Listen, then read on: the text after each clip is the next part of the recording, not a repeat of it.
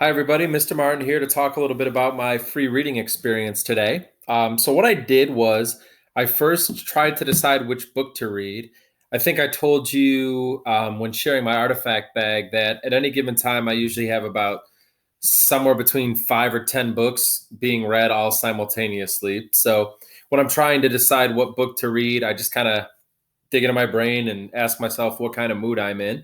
And today, this afternoon, I just wanted to read something that was easy breezy, didn't require a lot of, thought up here. So I grabbed this book here that I've been reading for a few weeks now. This book is called The Bullpen Gospels, and I'm borrowing it from Mr. Green across the hall. This book is about players that are trying to become Major League Baseball players, but most of them are not really succeeding. So they're toiling away in the minor leagues of baseball. This author, Dirk Hayhurst, was a pitcher, technically a major league pitcher, but I don't even know, at least not so far in the book, as far as I've gotten, if he ever made it to the major leagues. But this book is written from his perspective based on memories he has of going to spring training and trying to make a career for himself in baseball. So I decided to read that book. I grabbed it from my nightstand upstairs. And I'll be honest, I was hungry. So I made myself, I don't know if you can see that, but I made myself just a beautiful plate of nachos, grabbed myself a grapefruit sparkling water, and I got comfy. And then I set a timer for 45 minutes and I read. I read for a little under 45 minutes because my son Owen needed me. So I read for about 40 minutes. And what I'll do here is I'll just tell you a little bit about what I recollect from reading for about 42, 43 minutes. One thing I remember in the section I just read is this the author, Dirk Hayhurst, is basically in the section I read just talking about some of the relationships that he formed with guys at spring training. And he tells a story about this one guy who hurt his arm from throwing too much, and he had to get what's called Tommy John surgery. A lot of baseball pitchers end up, from overuse of their arms, having to get this surgery where they have to get like ligaments replaced. My understanding is they take a ligament from somewhere else in their body and they kind of reconstruct the elbow to make it so that you can throw a little bit longer without your arm giving out on you. So this guy he knew at spring training got that Tommy John surgery, and then he asked his doctor how long he had to wait before he could throw again, and the doctor essentially told him it's about a year recovery. And the guy said, well, why can't I recover sooner than that? And the doctor said, it's just excruciating pain. The big thing you want to avoid is the pain. And the player said, well, if I think I can handle the pain, would it be okay if I, try to straighten my arm out and recover faster? And the doctor's like, dude, I would not advise that.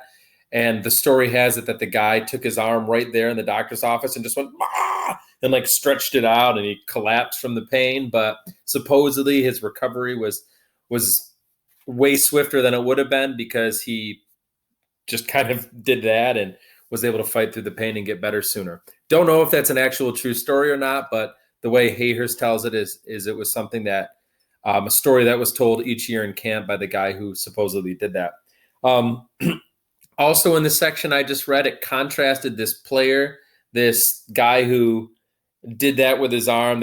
He's kind of like a crazy guy. There's a lot of stories about him and just crazy exploits of his. So in the section I read, it takes that guy and it contrasts him against another player that was at training camp. And that player's last name was Cooper, and they call him Coop. So this Coop guy was, he wanted to be a professional baseball pitcher, was pretty good growing up. It seems like he played in college and such, but then he ended up entering the military and went and fought in the Gulf War and suffered some sort of an injury and returned and basically thought that his chances of ever being a professional baseball pitcher were over. But then he got invited to go to this Padres spring training, and he was doing a good job in spring training camp and thought he'd get a spot on the roster. So this author, Dirk Hayhurst, is contrasting this crazy pitcher who's kind of crude, tells bad jokes, things like that. This guy that's kind of the dark side of baseball, but then he contrasts him against this Cooper guy who was like an upright citizen, humble, great manners, and sort of his neat baseball story that a lot of people wanted to hear about. In fact, it talks about how there was a film crew at training camp that was following this Coop guy around and putting together a little bit of a documentary about his inspirational stories. So it was basically like, hey, there's this more typical side of baseball, guys joking around, nobody ever really finding success. But then there are these neat success stories, these inspirational success stories. And then this Dirk Hayhurst, this author, says that most baseball fans think that baseball is all those glory stories, when in reality, more often than not, it's just a lot of adults playing a kid's game, and most people don't ever find success. So if I had to guess, by the time I get to the end of this book, I bet you this guy Dirk Hayhurst never even made an MLB roster. Maybe he did, but the way the story is going so far, my guess will be it'll just tell story after story after story about how he goes to spring training, gets put on a lower level roster, and just never quite makes it.